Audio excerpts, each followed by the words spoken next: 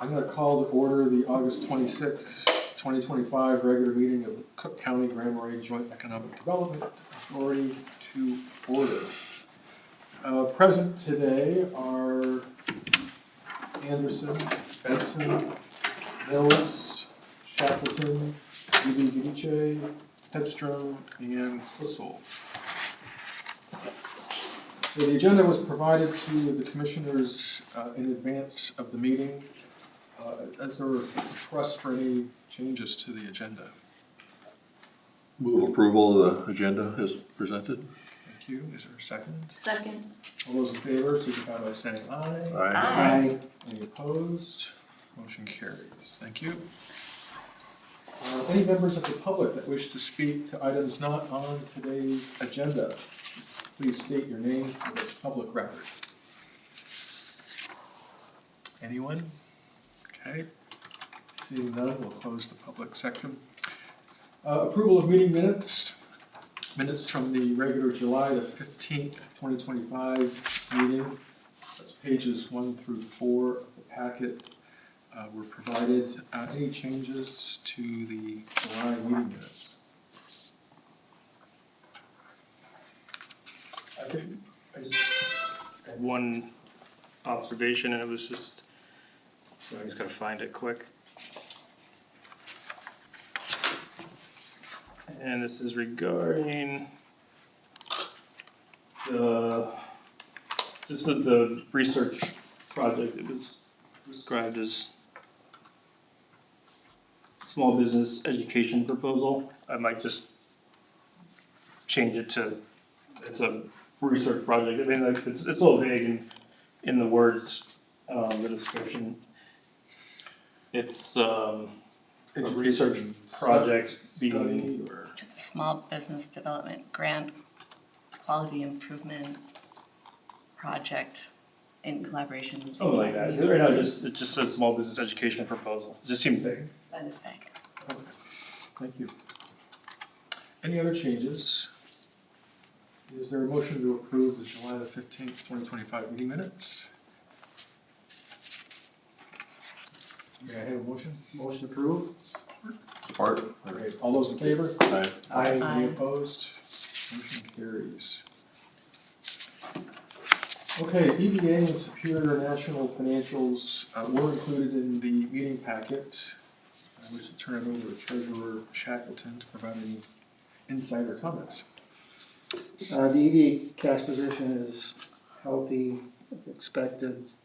It was 273 as of 272,000 as of end of July currently.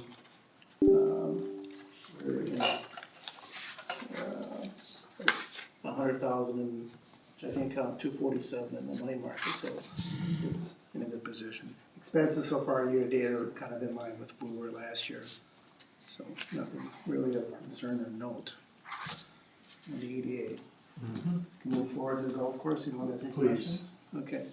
Golf course, year to date, golf revenues slightly down. We made up for it with food and beverage, so net income is about where we were last year, slightly higher actually.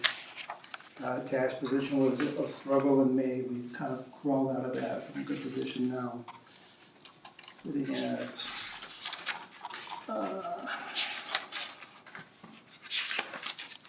$368,000 in checking account as of today. The balance sheet shows 202, so we've got a healthy bump in the month of August. Accounts payable was about 78,000 at the end of July. We're at 47,000 right now, so it's moving in the right direction. Okay. Thank you, Mark. So we can accept the balance sheet for EDA and Superior National and forward that to audit, but is there a motion to approve the July 2025 payments? So moved. Is there a second? Second. Thank you. All those in favor signify by saying aye. Aye. Any opposed? Motion carries. Okay, taking us to item 6 on the agenda, that is new business. Starting with resolution 2025-33, authorizing the application for and upon approval, acceptance of a grant from the Department of Iron Range Resources and Rehabilitation for an amount up to $200,000 to support a new taxi lane reconstruction at the Cook County Grand Marais Airport. This is pages 19 and 20 in the packet. Just by way of history, County Commissioner Sullivan requested that the EDA support an application with the IRRR for reconstruction of said taxi lane at the airport up the hill. A project summary was provided in the memo from NSDC, so that is Jason and Teresa, who will coordinate submission of the application. In fact, I talked to Jason this afternoon. He's just finalizing it, and I'll be in a position to hit the button tomorrow. But the motion to approve 2025-33, authorizing application for and upon approval, acceptance of a grant from the Department of Iron Range Resources and Rehabilitation for an amount up to $200,000 to support the taxi lane reconstruction at the Cook County Grand Marais Airport. So that is the motion. It's a mouthful. Is there a... Just a question, maybe for Dave. The airport, is supported by FAA or by all kinds of fees and things that accrue to airports. Is this something different than the normal support that they get that way? Yes, this, I believe, all the hangars are private, and so it's, Oh, I see. yeah, Got it. but it's all part of the complex, right? And so, whereas runway, Yeah. things have, federal and state funding, this. Yeah, it is. That was my only question, because, IRRR has been very generous with our community, and I hate to utilize them if there's other funds that could. Gotcha. But I assume that somebody's on top of that. Yeah. Very good. That's about all I know about it too, so. More than I know. I just want to point out that the writing of such grants is actually outside of NSDC's scope of work with us, but working with Jason and Teresa have been more than reasonable, especially given the fact that they're largely caught up on the backlog of work. We're able to pull this off, so I appreciate their efforts.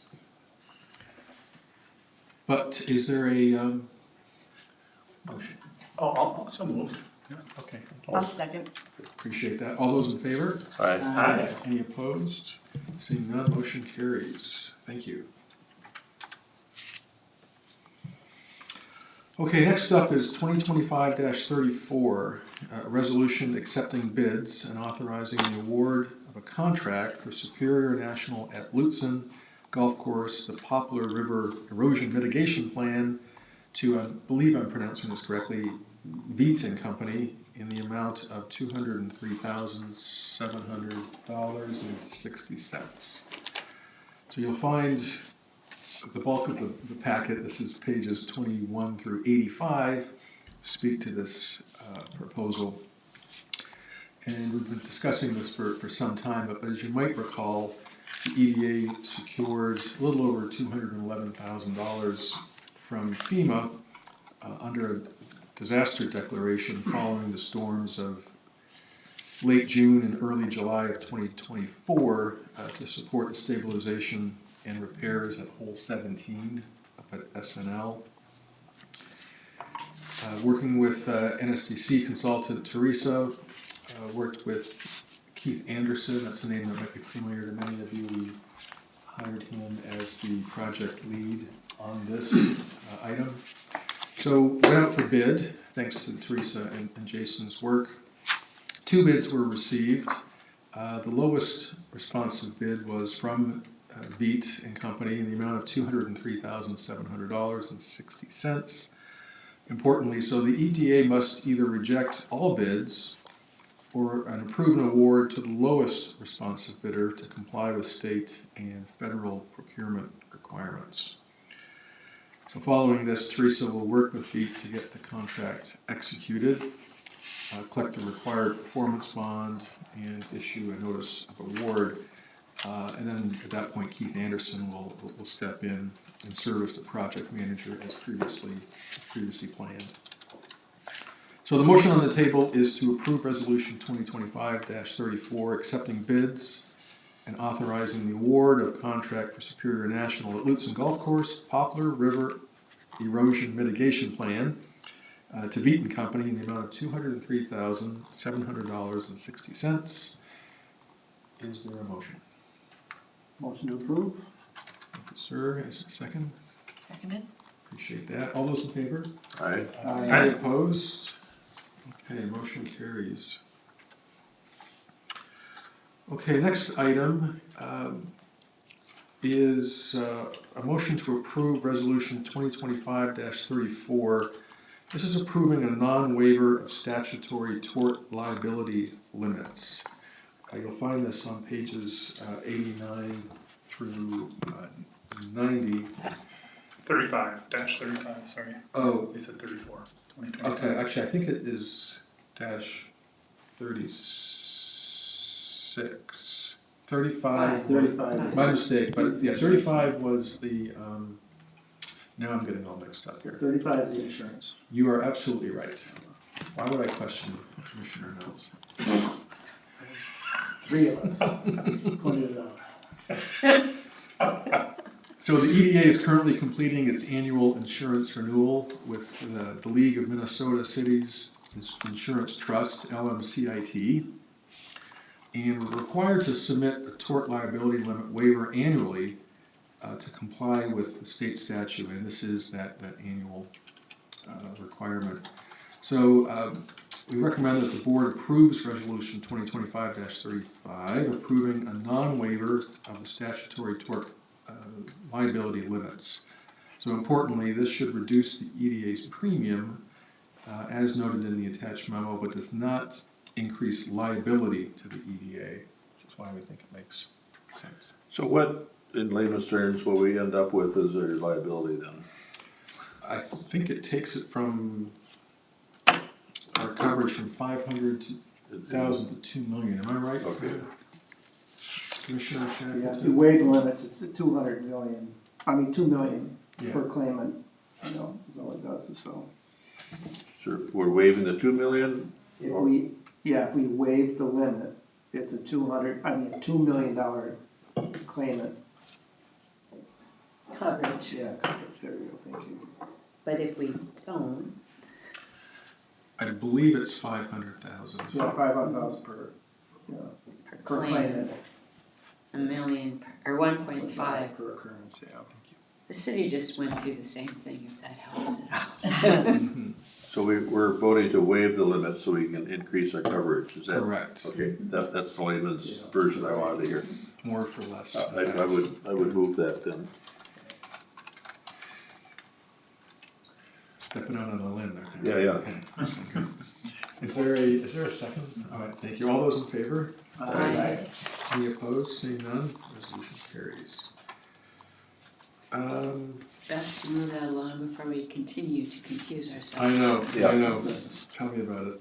Okay, so taking us into 2025-34, and this regards the sale of the golf course.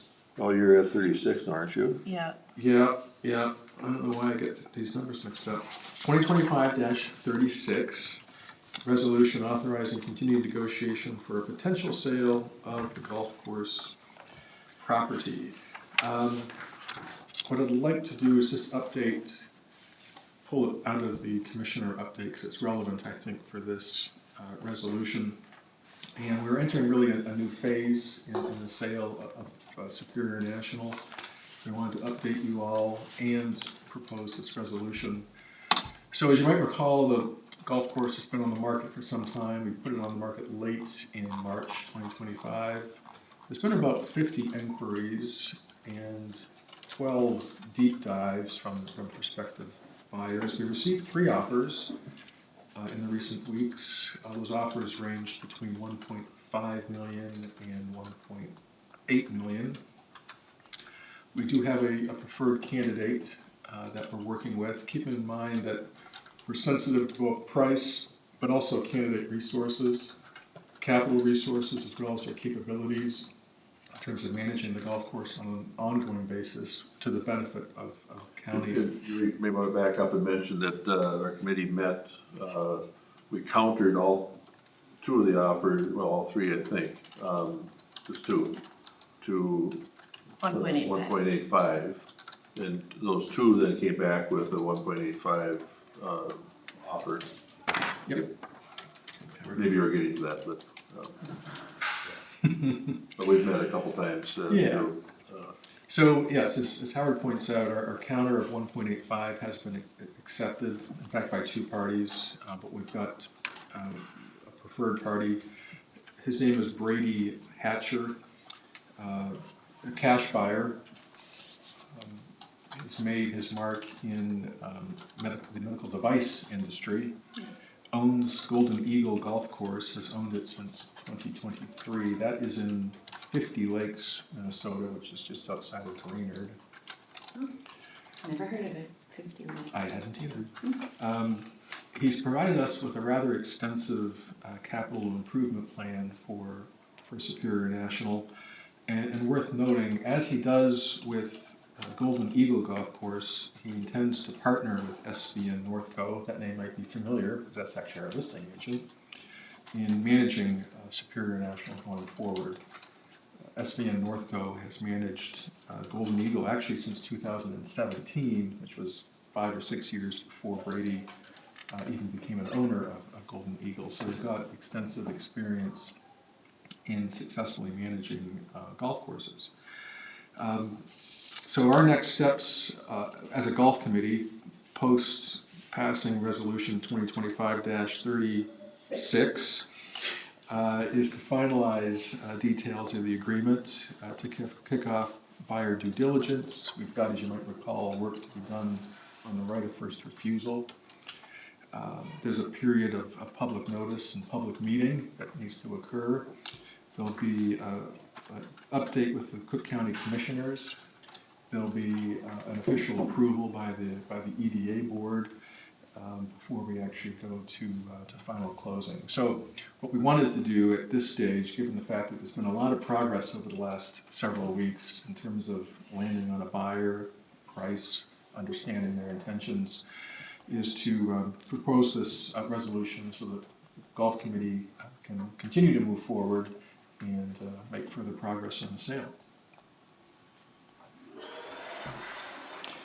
So, go ahead. Just refresh everybody's memory, the whole sale is complicated because of some legacy language in the original sale where the Nelson family has two covenants in there. One is first refusal, so once we have an offer, we'll send that to the Nelson family to either accept or reject. They can meet it. And then there's another tickler in there back in the weeds of if it does not remain a golf course, they have the right of re-entry, which is farther down the road. Both those issues, it's more of the buyer's thing to deal with. We are on a hook. We've accepted the responsibility that once Nelson family rejects the right of first refusal, we have 60 days to close. So it really opens a window that's kind of tight for the buyer. Several people we've been dealing with had wanted more time to do due diligence. So we were looking at kind of accepting their offer, starting a 45-day period where they will do their due diligence. If everything falls apart, we might be on the hook to cover the cost of that, but that's low risk. Or if the Nelson family decides they do the due diligence and they decide, oh yeah, we're going to want a golf course. We all, by all stuff that we know, that's not a scenario that they're aging out of being in the real estate and golf business. So I'm pretty sure that's not going to happen. So after the 45 days of due diligence, we will then exercise the right of first refusal. It's all a little fuzzy, but I think I'm characterizing fairly clearly. And then that kind of sets the stage of, okay, now in 60 days, then we need to close. Yeah, there's a few timelines, some of which run concurrently, some of which Yeah. run consecutively. We've asked SVN Northco to help us unpack some of that, to put together a Gantt chart so that we can see how this all fits together. But we've got a pretty good understanding of what needs to be done.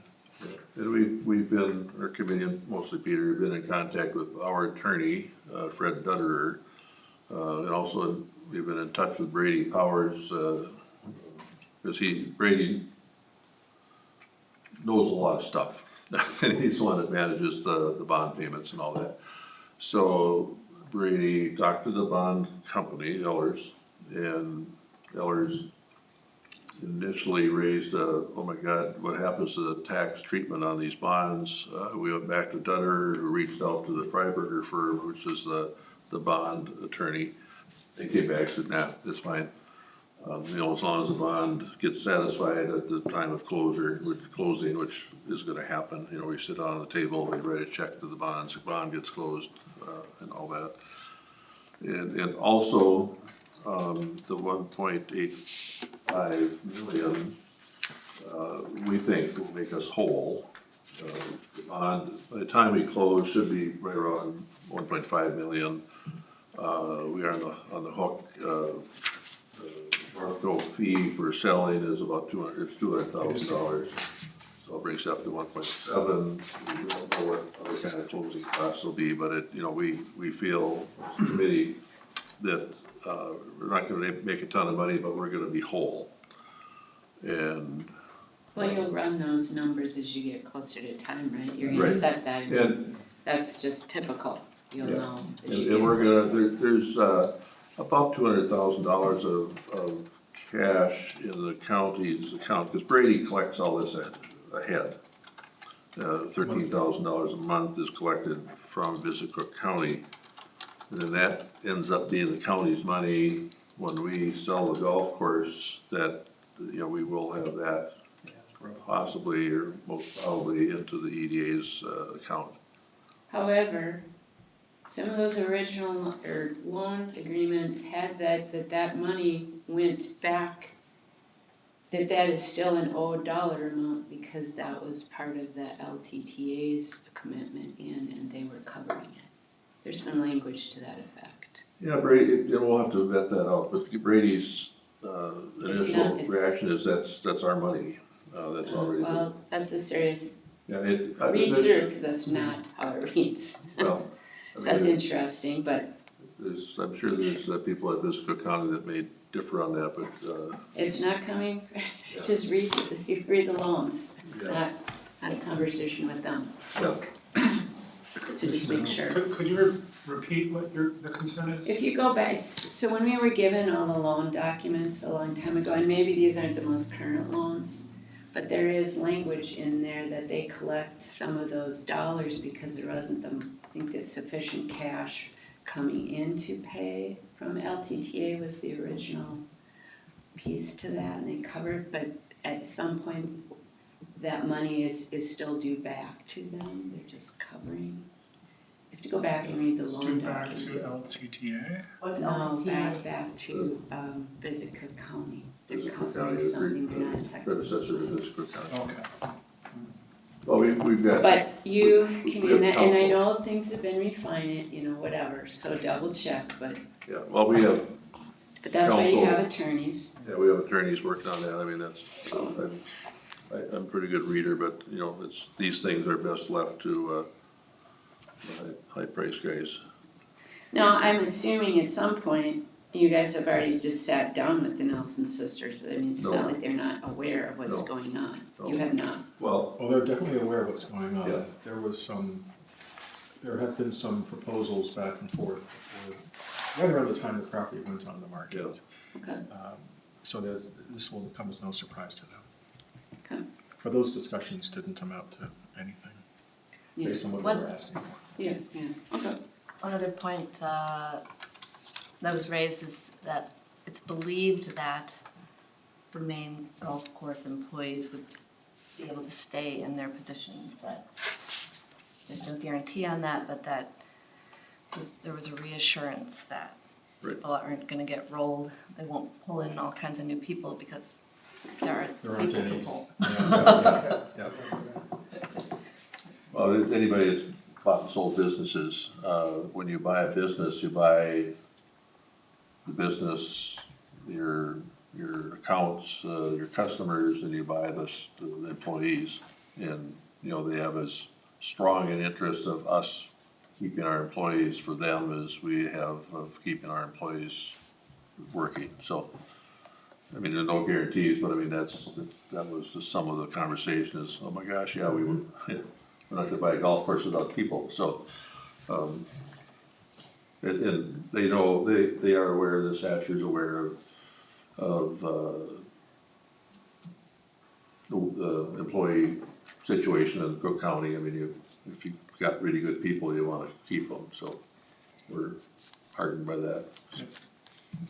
Good, thank you. Any other questions or comments? And we will follow up on your suggestion on Yep. language. Commissioner Mills? Just very exciting. Yeah. It's really big news, so that's why I have the Yeah. comment. Thank you for working on that and working through that, and fingers crossed it's So all when is the next county board meeting? today. Oh, so No, I mean, two the weeks. next 2 weeks? Oh no, I'm sorry. We're jumping ahead to the second Tuesday, I guess. Yeah, it's The very 12th. exciting. The ninth, This is so cool. Where am I? the next. Oh, next month. Yeah, Thank you, the 9th, yeah. Okay. so the 9th, Yep, the 9th of September. Peter and I have a meeting with the new county With Kristen on Christmas Thursday. administrator on Thursday, and during that discussion, we'll brief her on all things EDA, and then also ask to get on the agenda for the county board to give the same presentation, so that we keep, I don't know if there's guidelines on what we're supposed to do, but there's also, it's a public process, and you know, certainly our intention to keep, especially the county board, and this board coming along on our activities and what's going on. Yeah, the meeting with Kristen on Thursday is intended to provide her a primer on what is the EDA, who is the EDA, some of the big items that we're working on, business development grant fund, the golf course, Cedar Grove, Taconite, various grants like the IRRR grant we discussed earlier today, SBDC. So it's just intended to give Kristen a bit of a 30,000-foot overview. But with that, we'll ask for time in the next committee meeting. Okay. I would move this resolution. Thank you. Is there a second? Support. All right, all those in favor? signify by saying Aye. Any opposed? Motion carries. Thank you very much. Do we have a party now? Yeah. Sorry. Yeah. It's Not yet. Okay. It's 4:28. Howard has a social calendar to keep, so let's keep things moving along here. You're moving right along. Item number 7 is the SBDC report. Piedmont was kind enough to provide it. It's in page 91 of the deck, but Piedmont is here. Thank you, President Klessel, members of the board. I appreciate the opportunity, and I'll be quick. That's okay, we're good here. Well, as many of you know, July is one of our busiest months. It was several weeks ago, since our meeting's a little bit late this month, but I did go back and look at some of my notes through the months, and it was an exciting month in that several of my clients got funding through different mechanisms, and we were able to kind of go to stage 2 of their business plans. So it was exciting to see them actually start to do business in July.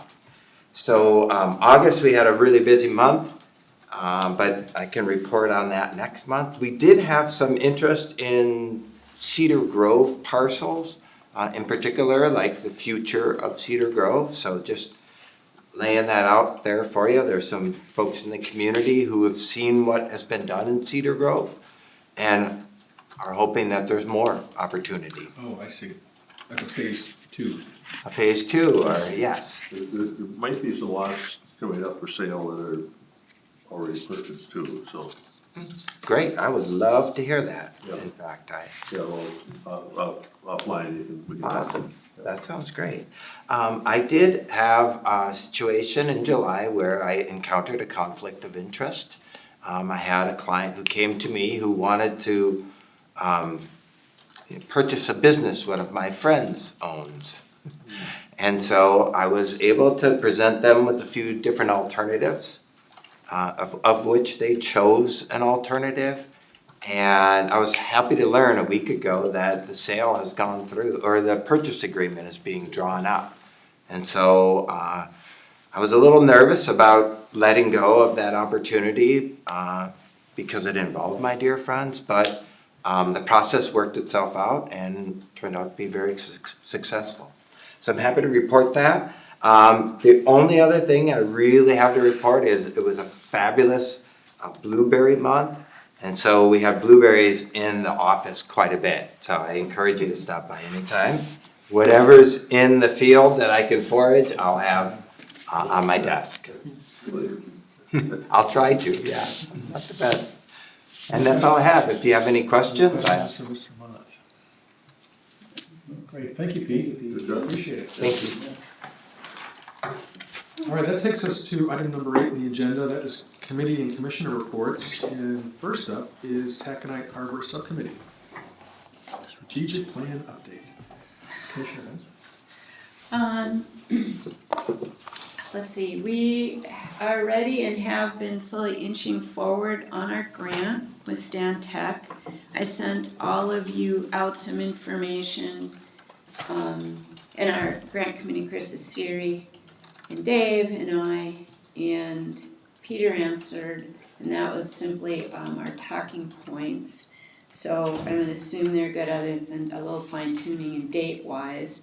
Now, I've given them our stakeholder list, and we got quite a bit of extra help on that between higher ed out in Lake County. I think Schroeder put some in. We've got a pretty extensive list of, and it's not really, stakeholders is kind of a good way, but it's also a contact list for them. So they can get smart about just about anything that goes on in the West End, whether it be health related, maybe a religious thing, any of the various outdoor associations that are active in that part of the county, and then any people or groups we interact with state or federal level as well, and then down into Lake County too. So we got that out to them, but the group we need for the advisory committee is the next key and most important thing, so that then we can really get this going and get it handed over to Stan Tech to operate. So with those talking points, I'm going to need help from all of the board, and our subgroup needs to meet to kind of get our ducks in a row completely. But we really need everyone to maybe suggest like 3 to 5 people you might think have the interest, the time commitment, availability to work through this really key first part of, to work us to the point of community engagement on this project, which means twice a month meetings. I think I'm saying that right. And there's going to be 12 to 15 people on the advisory committee. So that's where we need a timeline to this too, which is ASAP actually. They wanted to get started before the end of the month. So I'm going to ask all of you, and I'll send out an email to brainstorm some people we could outreach to. I think we also need to start a little media campaign with all of our various media outlets to bring awareness to hopefully get some interested people. And maybe, because we're going to be kind of started winding down from a very busy summer, hopefully we can catch some people's attentions for this. They wanted them all in person, but Teresa and Biden and I were talking through some of the grant, and she said, it's your project, so maybe you could have one in person a month and one online. Because when you think of geography, it's just too difficult. And I've talked to April McCormick a couple different times in person about this, and she agreed with the person you mentioned up there as a person. So we're trying to get all around the county and Lake County, get people on the committee. We have a really big, Siri's got some people in mind, I do, got a very small group, but if you're in sales, you get one for every 100, right? So we do need a few names of people, and in a variety of people.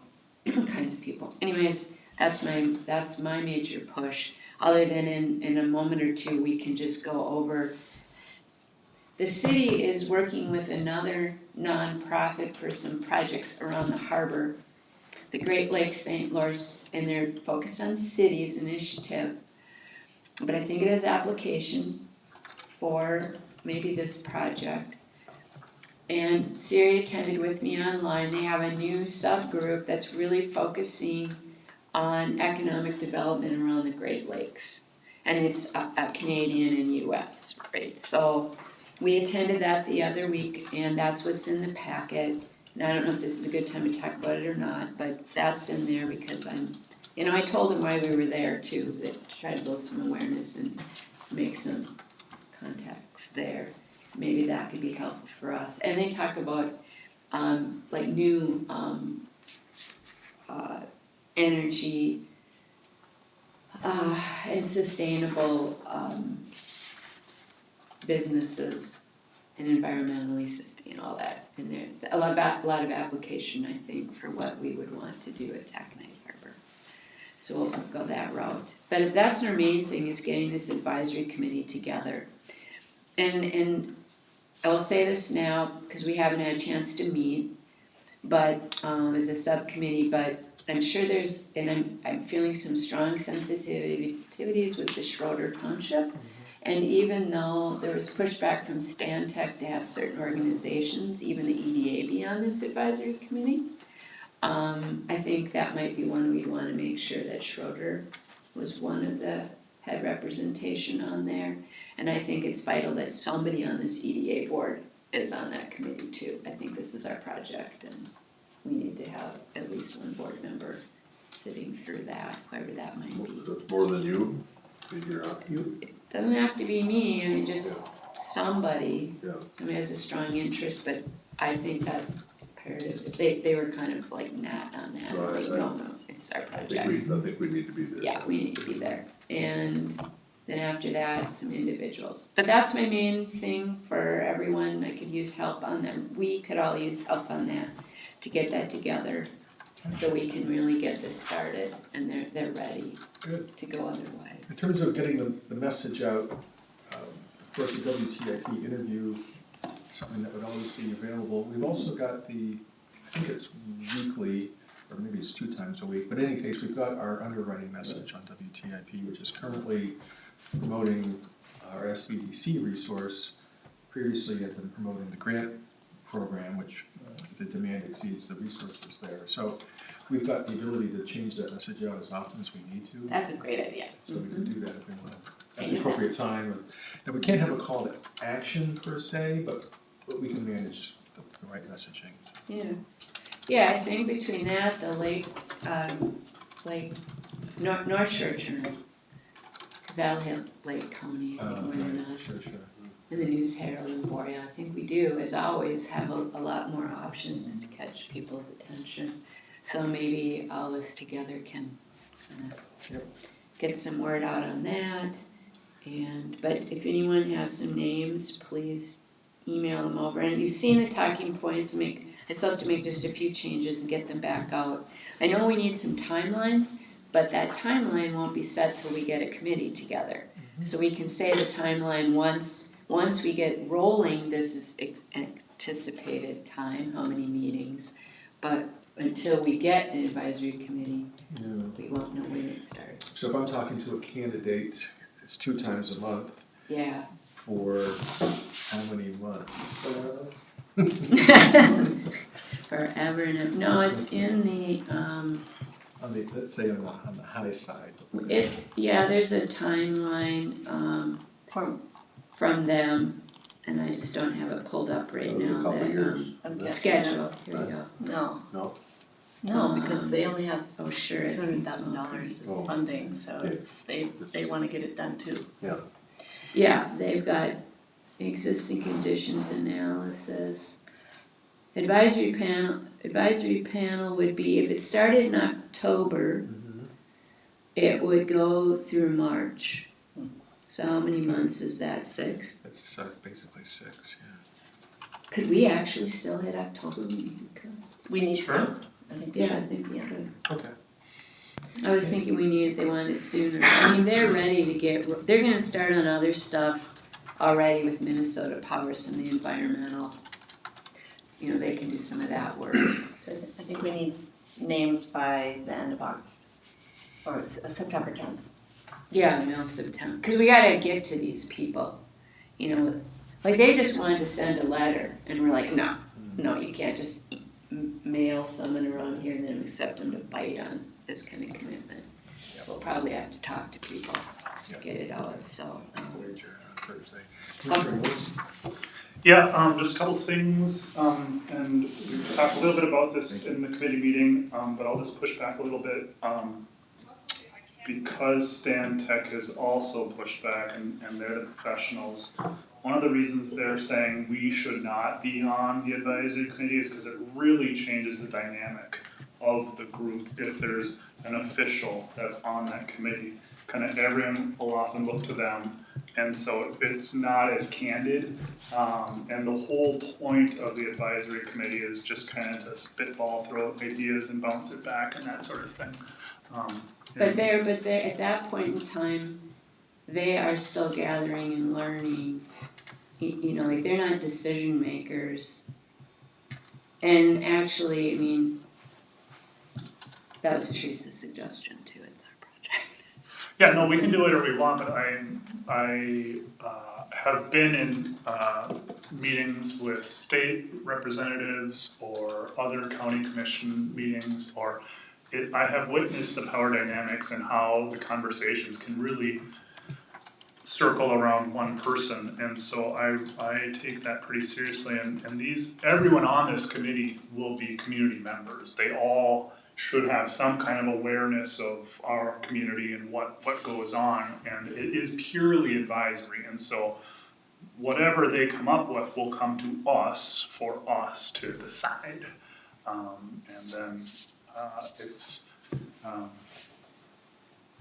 not maybe as it may work out, maybe we need one of us just to fill the seat, but what I'm hoping is we can get this form letter and just have it posted all over town on websites, our website, WTIP, and have an application just like that, because I think you're right, direct marketing is often the most successful, but just blanket marketing, I think, is really wise to try to reach as many people too, just like we're accepting applications for EDA or any other committee.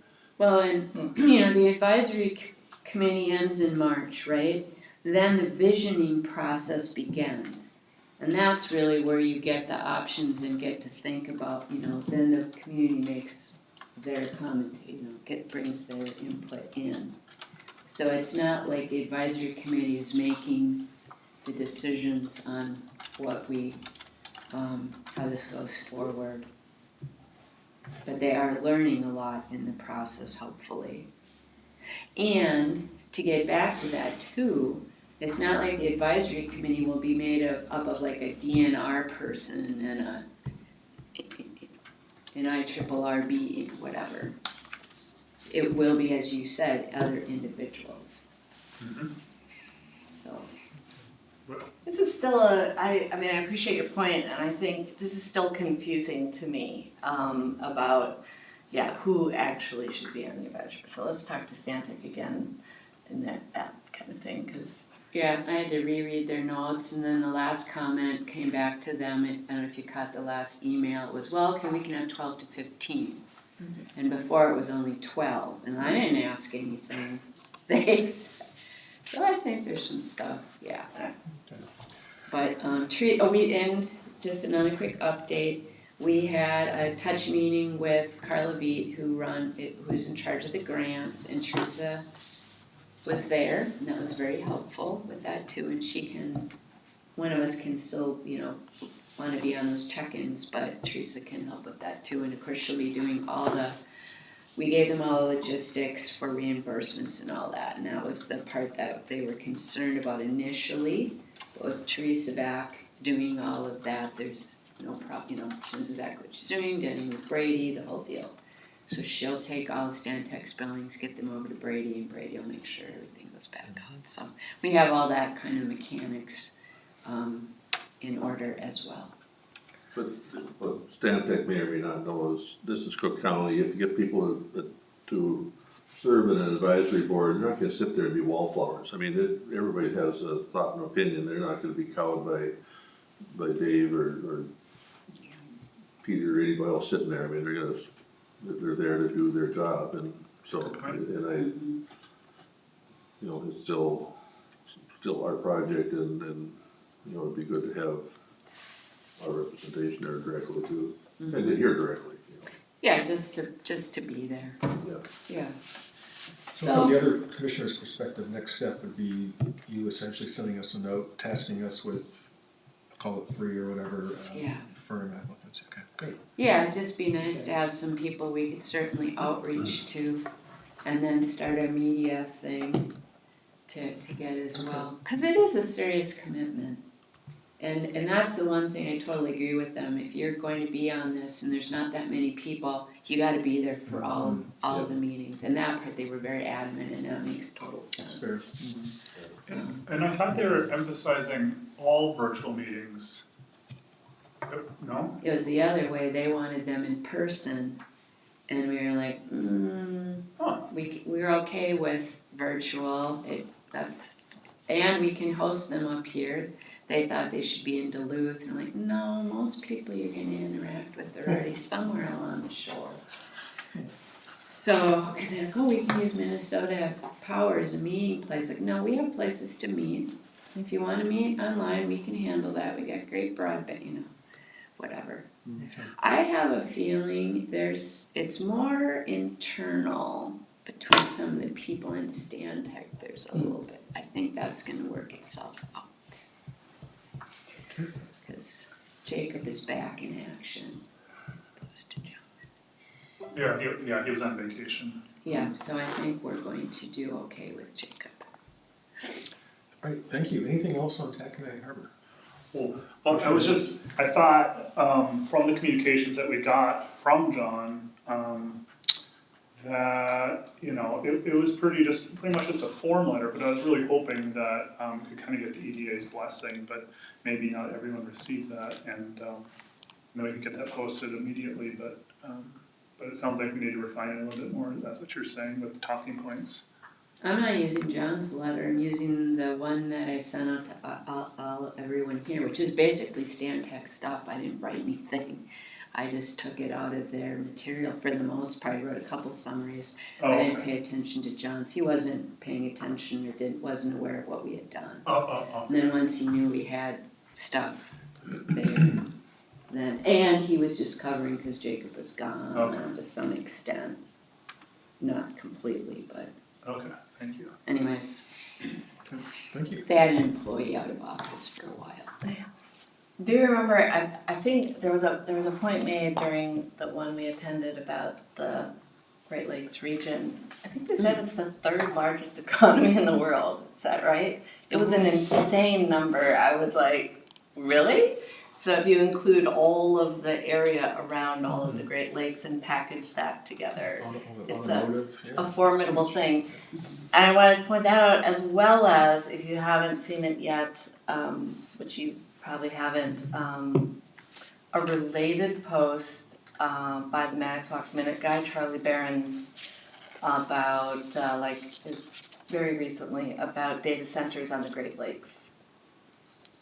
Might be enjoyable to watch. What centers? Data centers? Data centers. Data centers. Anything else on Taconite before we close that off? Nope. All right, thank you. We've discussed SNL golf course sale already. Pages 92 through 94, this was a request from the ISD superintendent. In fact, he offered to make a presentation, but I thought just inclusion of the materials related to the upcoming bond referendum are enough. But if you've got any questions, feel free to reach out to the superintendent. That's just for information only, no action required. Next item, yes, Commissioner Anderson. Sorry, I sent that email to you and to Teresa, you did want me to present today, right? About this thing, it's not actually on the agenda, so. No, so there's right, That would be my committee report. yes, so going forward though, I think it ought to be on the agenda, Yeah. so some pre-planning and advice on that would be appreciated. Yeah, But I we can emailed you accommodate. and Teresa about it. We can accommodate it. Okay. So that's the bond referendum. Great Lakes Cities Initiative, pages 95 through 17, Commissioners Anderson and Benson. So that's what we were just talking about, is we attended that online meeting with that organization, and that's where I thought it would have application with the EDA work, even though technically that we're not a municipality, but interesting because that's what they're looking for, is helping anywhere along the Great Lakes with economic development. And as you were saying, Siri, it's amazing what already takes place, and maybe there's things we can learn already from existing communities and areas around the lakes. Stantec is one of the partners. They're also the engineers we're working with, the Stantec engineers, through our project with this organization in the harbor, Stantec. And the Duluth mayor is one of the chairs of this board, Roger Reinert, so there's some interest, in a sense, more locally to this. But keep an eye and ear and watch on this, because maybe it can have application. Minnesota Power, as far as I know, still wants to find use for this property, and maybe there's something that you just don't know. So, just wanted to bring that to everyone's attention, and then we'll just try to go if they have other meetings or whatever, and see what we can learn. Okay, great. And yes, regarding the development fund, the grant program, Commissioner Anderson wants to update us on the upcoming project. Yeah. So I'm going to share my screen here. I think it will happen now. So just some context, the Small Business Development Grant Committee has done a lot of work this year to, as was done in the previous years before we came, to continue refining that process of supporting small businesses in the community to make Grand Marais, Cook County a great place to live, work, and do business.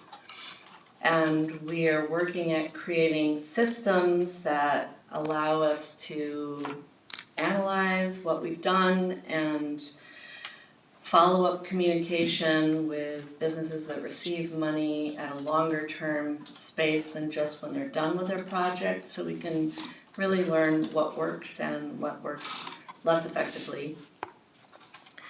As we've referenced before, historically records weren't digital. Understandably, we were a paper economy before, and so there's not a lot of tracking that's happened about business development grant funds and the cost benefits of that money over time. So I proposed this a few months ago, and the EDA agreed this seemed like a good idea. And so we are rolling forward with St. Catherine University, where I was a professor for a decade, and I reached out to the econ department there, and they just received an award for the last year of academic undergraduate research for the way they do this. So they have two kind of unique focuses at St. Kate's, both on undergraduate research and on community invested learning. And so the process of having students involved in research about things that are actually happening in the community is very well supported institutionally there. There's a lot of systems in place, and I'll share this slide deck that people can go and click and watch these things if they'd like later. And so it's an invested, oops, I didn't mean to play. Just wanted to click forward on that. So the goal of this process of collaboration, which is going to happen between myself and Dr. Lacey Chu, who is a professor in the econ department, is to ferret out information with student support that could help us improve the outcomes or the processes we use in the Small Business Development Grant Fund by better understanding what we have funded and how that has worked out for the participants that have received that funding. You have in front of you, committee members, commissioners, a version draft, the current draft of the survey questions that students would use. So because part of this process of collaboration is meant to enhance student critical thinking, student engagement, students' understanding of the research process, it is going to be reviewed by students tomorrow actually in their class. So they've already been introduced to the project, they're very excited about it, and your input on the survey questions is welcome now or anytime this week. And the students are going to offer their input on additional questions we may add to this. The beginning language of the survey that previous recipients of Small Business Development Grant funds will receive assures them that their participation is voluntary and that their participation will not be tied to their name or business specifically in any reporting that is done. So Dr. Chu came up with categories that she's put small groups together around. For instance, arts, crafts, and manufacturing is a category she came up with.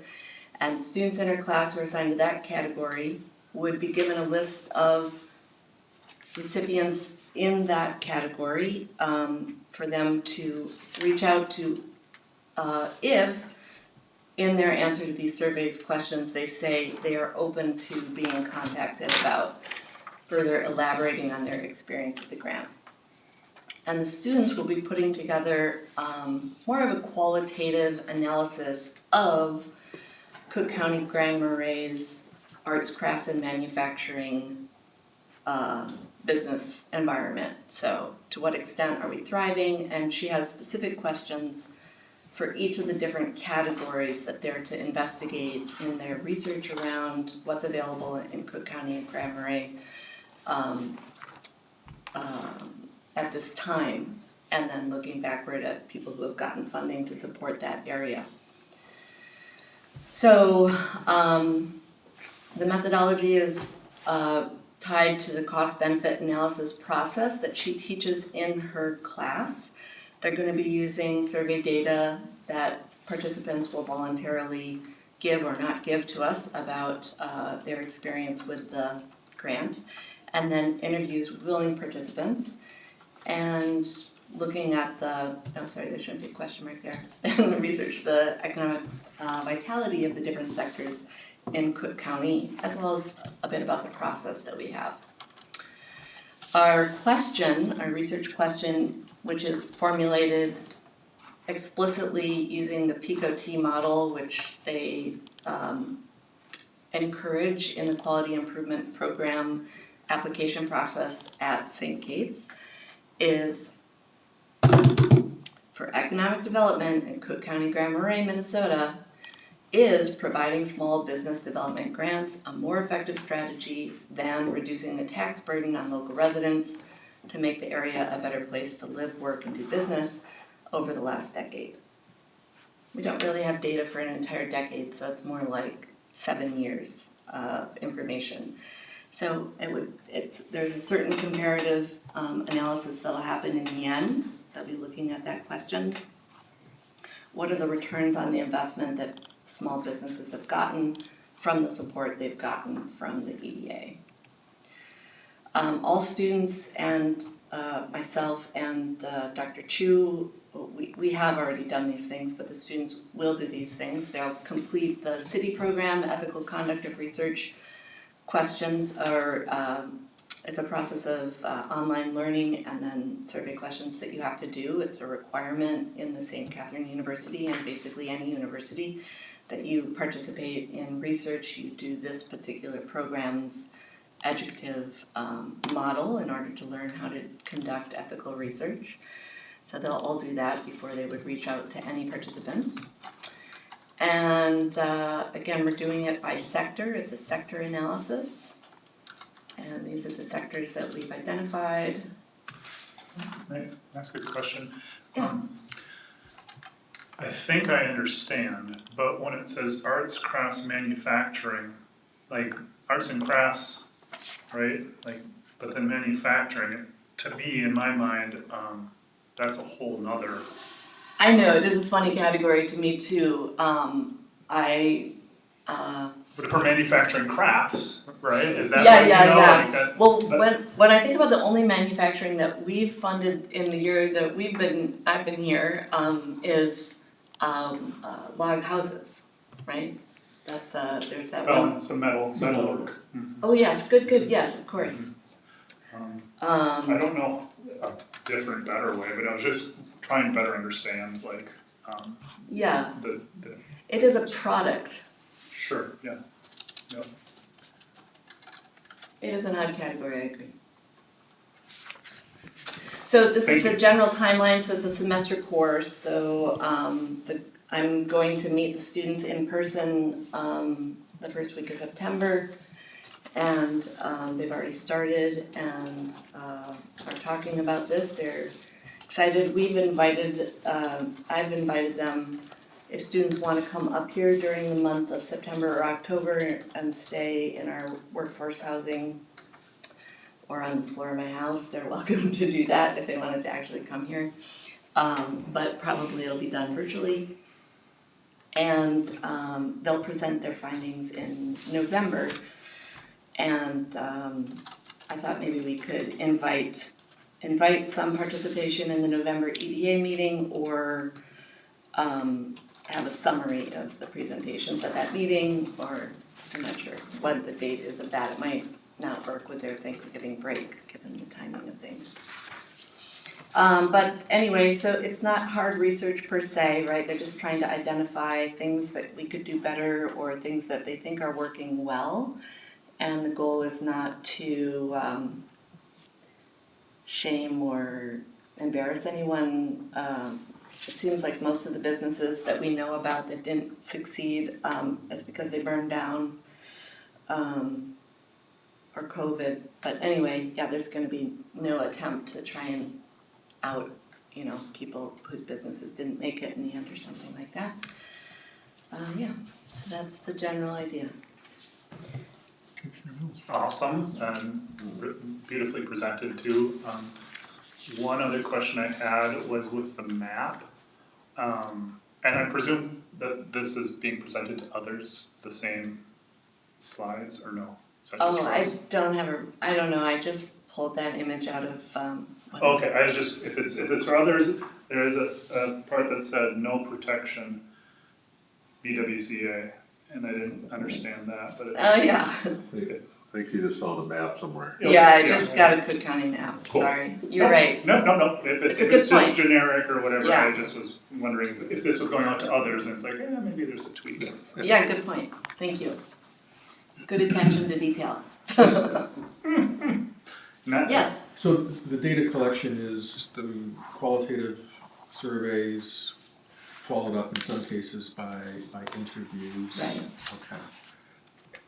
Economic. And also information they can find online, right? So any kind of public data around, and I'll share with them the previous work that we've had done, the EDA strategic plan, Oh, and okay, yeah. things like that, just where they can get data. Okay. And then the economic vitality will be at kind of a macro level then? Yeah. Okay. Sometimes an effort like this points you in the direction of the next survey. Yeah, It could be better. yeah. And it also drives me to think about SBDC. Every month we get a little bit of a report, but my intuition is, cumulatively over several years, that is a huge effort and makes a huge difference. So there's, Yeah. if this is Yeah. a relationship that gets started and the students and your professor and your students want more to do, there might be other opportunities both ways. Sure. There's one thing on here that I haven't talked about that is an idea that can be stricken from the record as of today, but I've talked about this before in our business development group, but not maybe at the whole.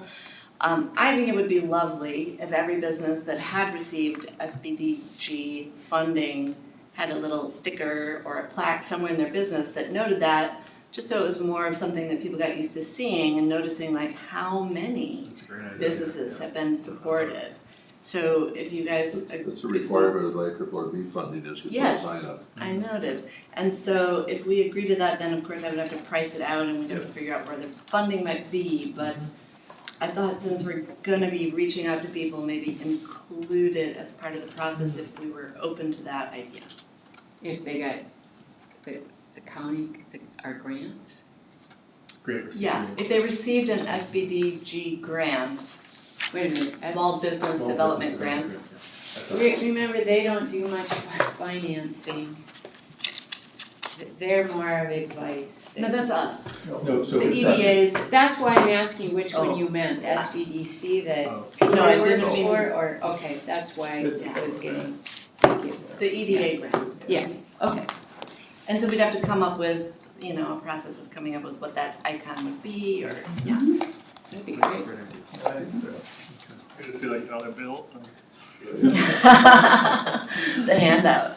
Thank you for sharing. Any Yeah. other questions or comments? So, or- I just have a couple. I think the sticker plaque idea is one we have talked about. I think it's a great fit for the program. We should do, maybe not as part of this study though. I think it's something that we should definitely get organized by 2026 Okay, and then reach out on our own. Sure. As opposed to trying to make that connection. And it's a requirement that we wanna have, not the I get that. research rep. yeah, And that'll give us time to budget and design and Yeah. all that, but that makes sense. fully supportive of that. Great, thank you. That was what I thought. But otherwise, it's a great presentation. This is just a little housekeeping thing, is that the program is officially the Business Development Fund. So for consistency between documents that the Yes, program has on the website, et cetera, it's across the board, it's just a fun, little housekeeping. not grand. Good, Thank you. Thank you, Commissioner Anderson. Nice. sure. Okay. I included, because we had touched on it last meeting, I included a copy of our current conflict of interest guidelines. Based on some research, there's been a few different guidelines over the years for the EDA, but the current ones are included. And if there's a desire to revisit those, if we see something that's missing that perhaps existed in previous versions, we can have that conversation and discuss. Not tonight, but just take that as homework. Okay. Any other items from any commissioners? So regarding the conflict, did you want us to take this home and or potentially discuss this next month? Or are you opening the floor now for conversation? I am not opening the floor now Okay. for conversation. But so in the future. It's for- homework, yeah. Got it. You got it. Are we looking for possible changes? Is that what you're asking us to Uh, consider? Well, yes. Okay. Yes, looking at some of the prior guidelines that this authority has worked under, there's been a few different versions of Right. different levels of depth. And we normally sign this at January? Yeah. The first meeting of the year, right? So if you're in the commissioner reports, I've updated folks on Cook County Real Estate Investment Group, the Heights project. If anybody's paying attention, you've seen a lot of the modules come into town. There's 26 of them parked up at the old airport. There's 6 more coming in next week. The set date is looking like September 15th. So weather, mostly wind in our favor, they should be up in less than a week. So all of a sudden we go from Wow. hole in the ground and footings to a 3-story building. And then once that's up, it's about a couple months of work, siding, balconies, the roof, it's a membrane roof that go on, some work inside, these units are all pre-finished, but you have to tie them all together and bring the plumbing and the electrical down to the plumbing and electrical spots, but it'll be happening fast when it starts happening, so. Kudos. Yeah. Commissioner Vincent. 3 calendar items for everyone, if you haven't already got them on your calendar. November 6th is the legislative luncheon. October 30th, those are both Thursdays, is the fall gala. And it'll be at Portage again. And it'll be the second State of the Range event on Wednesday, September 17th up in Evelyn.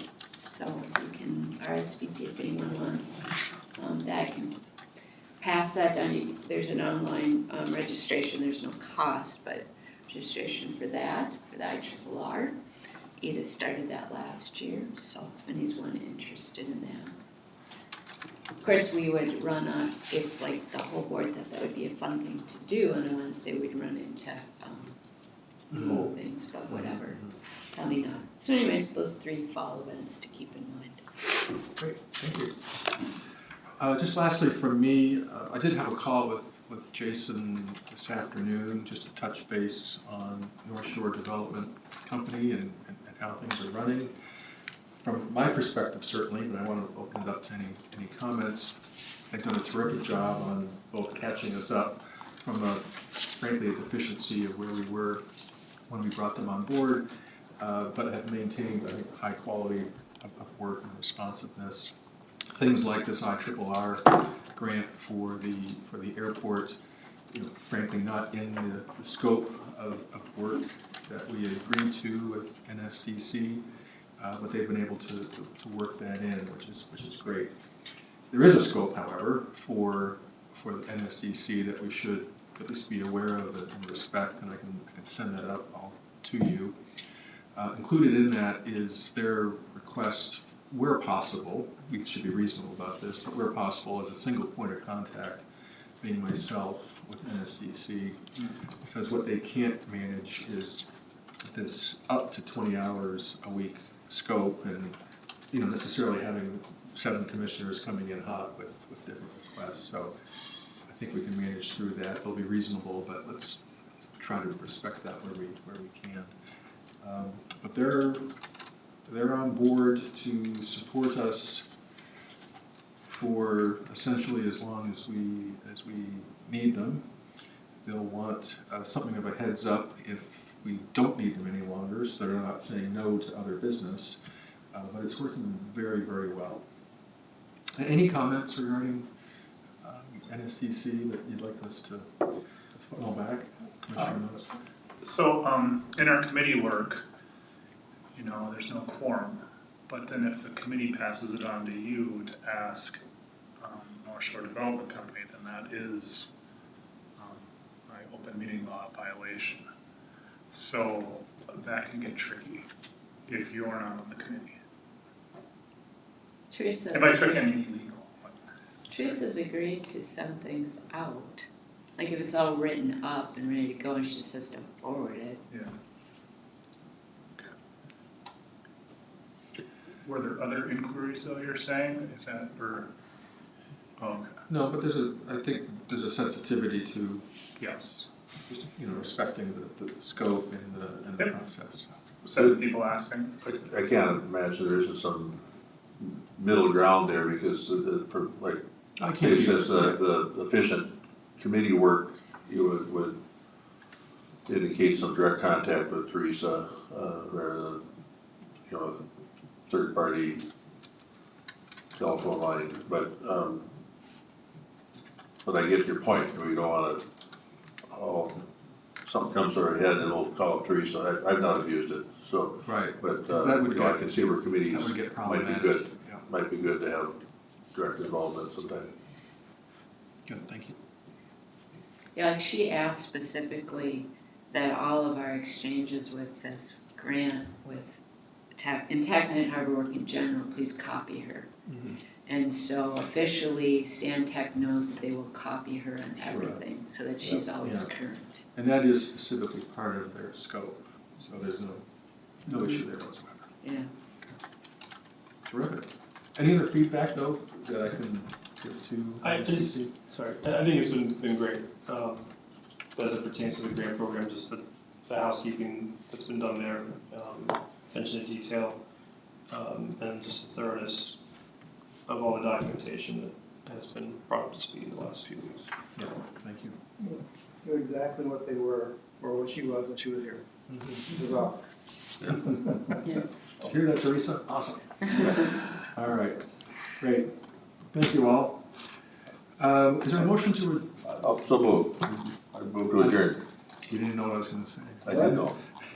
Is there a second? Give me a second, it's still unclear. I don't know, it says here in my notes from Teresa there's a second, so I'm gonna say it. Okay. All right. See you on September the Yep. 16th. Thank you all. Thanks. Howard, it's 5:15. That's gonna make You're good, you did really good, yes. Are you able to? Yeah, I wanted to share that. For a second. Yeah, right, is that what you're talking about for scheduling? But, Yeah, we Yeah. find